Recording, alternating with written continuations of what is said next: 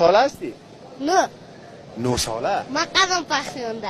خیره دیگه از آدمای جوانمرد که کار میکنن یک ذره فشار سرشان میاد دیگه باز چی میکنن؟ نه تو کباش همه دموی داده اونو جانه اوجا ما یک قبار میبریم باره گرنگ دا پشتای ما میکنیم 20-25 در پک میتیم را با منزل 4 منزل 3 منزل تاکوی 2 میبریم میتیم را در پا 20 پا میتیم را باز دو گرنگ میباشه که دیگیش کمی بلند کردم پس از دوست ماستود بود کش کده بردم. خانه کجاست؟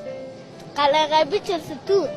خب پدر چی کار میکنه؟ نمی بود ما رای دکار نمی سرطان داشت مرد از ما